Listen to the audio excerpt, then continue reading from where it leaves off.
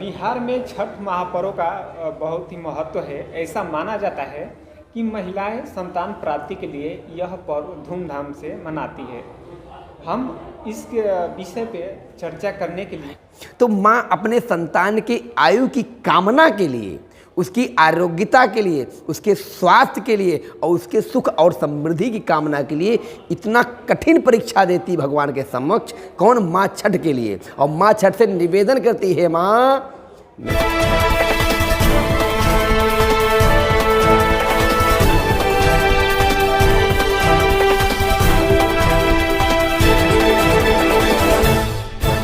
बिहार में छठ महापर्व का बहुत ही महत्व है। ऐसा माना जाता है कि महिलाएं संतान प्राप्ति के लिए यह पर्व धूमधाम से मनाती है। इस विषय पे चर्चा करने के लिए हमारे साथ मौजूद हैं ज्योतिषाचार्य पंडित अम्बरीश मिश्र शास्त्री जी। इनसे हम छठ महापर्व को लेकर के विभिन्न टॉपिक पे, जैसे किस प्रकार से पूजा करना चाहिए, व्रत के दौरान क्या करना चाहिए, क्या नहीं करना चाहिए, हम चर्चा करेंगे। तो आइए हम जानते हैं छठ पर्व क्यों मनाया जाता है, इसके व्रत के दौरान क्या क्या करना चाहिए, कैसे पूजा करना चाहिए जिससे हमारी मन्नत पूरा हो। जी, आपका टाइम सब प्रवचन में बहुत बहुत स्वागत है। सभी को जय श्री राम, जय सीताराम। छठ को लेकर के हम ये जानना चाहते हैं कि किस प्रकार से पूजन अर्चन करें कि हमारी जो भी माताएं हैं उनकी मन्नत जो भी रहती है अपने उनके संतान के प्रति कि वो सकुशल रहे, इनके बारे में जानकारी दे सकें। क्योंकि संसार में हर माँ चाहती है कि मेरा बेटा स्वस्थ रहे और मान सम्मान उसका बढ़ता रहे, पद और प्रतिष्ठा में उच्च स्थान को प्राप्त करे, समाज में, परिवार में, लोकहित में और देश हित में कल्याणकारी मेरा पुत्र हो। ऐसी हर माँ चाहती है। हर माँ का एक ही इच्छा होता है कि जब कोई बात आए तो कहे फला संतान ने ये मान सम्मान बढ़ाया है। आए दिन फोर्स में, फौज में नाम लिया था ना कि फलाने का बेटा है। तो माँ अपने संतान की आयु की कामना के लिए, उसकी आरोग्यता के लिए, उसके स्वास्थ्य के लिए और उसके सुख और समृद्धि की कामना के लिए इतना कठिन परीक्षा देती भगवान के समक्ष। कौन? माँ छठ के लिए। और माँ छठ से निवेदन करती है, माँ मेरा संतान सुख समृद्धि वाला हो, सारी कामनाओं को पूर्ण कराने वाला हो, समाज में मान प्रतिष्ठा बढ़ाने वाला हो। इसलिए हे माँ, मैं आपका ये कठिन व्रत रहने को तैयार हूँ। अब आप मेरे लल्ला का, मेरे बेटे का, मेरे बच्चे का कल्याण कीजिए। इसलिए माताएं बहुत त्याग तपस्या करके इस छठ का पूजन व्रत करती हैं। इस वर्ष 2023 जो आ रहा है, इसमें जीवन को सुख देने वाला कार्तिक महीना शुक्ल पक्ष छठी तिथि है, जो षष्ठी तिथि कहा जाता है। इस दिन माताएं व्रत प्रारंभ करती हैं और ये ऐसा छठ व्रत है जिससे जीवन में, हम तो यही कहते हैं कि भारत में व्रत तो बहुत है, पूजन बहुत है, विधान बहुत है। आचार्य हम जैसे लोग, आप लोग जैसे लोग, बड़े बड़े विद्वान दिन रात पूजा पाठ कराते हैं, लेकिन जो तपस्या का निर्णय होता है वो व्रत मुझे तो लग रहा है इस छठ व्रत में ही दिखाई पड़ता है। क्योंकि छठ पूजा में माताओं का जल ग्रहण ही नहीं करती और 36 घंटे का ये व्रत होता है। तो इसलिए इसका महत्व, यह पर्व 4 दिनों तक चलता है।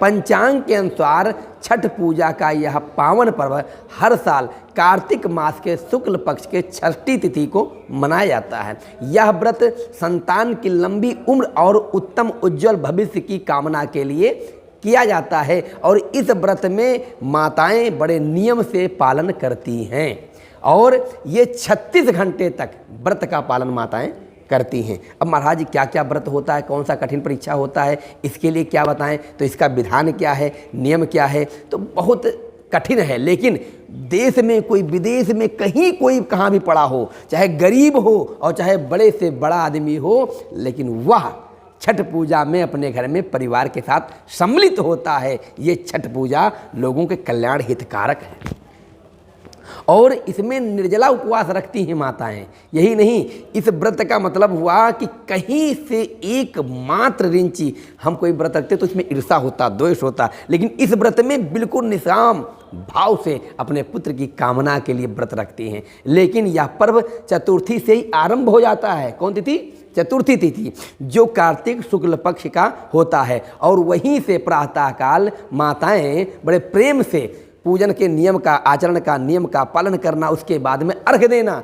अर्घ्य से प्रारंभ होने के बाद में और महाराज जब सप्तमी जिसे कहते हैं षष्ठी तिथि, उस तिथि की रात्रि के बाद जब सुबह उदय होता है, उस तिथि में माताएं प्रातः सूर्योदय के समय अर्घ्य देने के बाद ही महाराज अपने लोगों के लिए अपने में प्रसाद ग्रहण करती हैं, एक पैर से खड़ी रहती हुई जल में। और 4 दिनों तक चलने वाला यह पर्व की शुरुआत इस साल हम बड़े प्रेम से कार्तिक महीना शुक्ल पक्ष षष्ठी तिथि को करने जा रहे हैं, जो कि 18 नवंबर दिन शनिवार को सुबह 9:18 से हो रही है।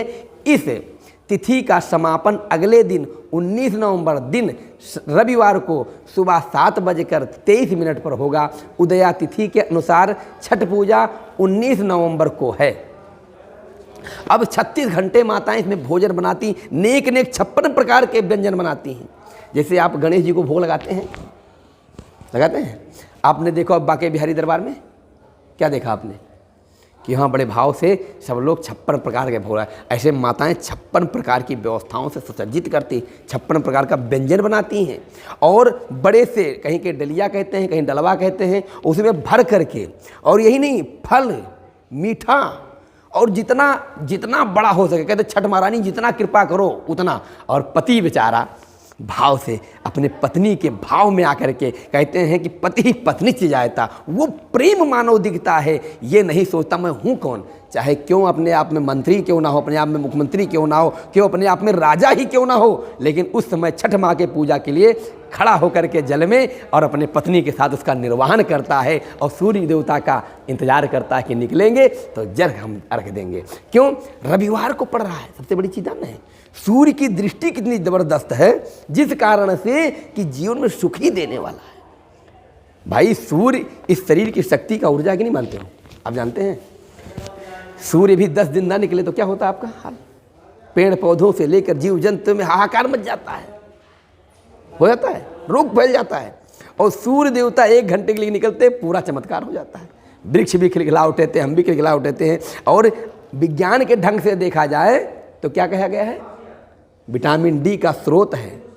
आज हम लोग सूर्य के देवता की इतनी कृपा हमारे ऊपर है कि सरकार भी कहती भाई सौर ऊर्जा लगाओ, फ्री की सेवा है ना, क्या एनर्जी है भाई, कितना पावर है।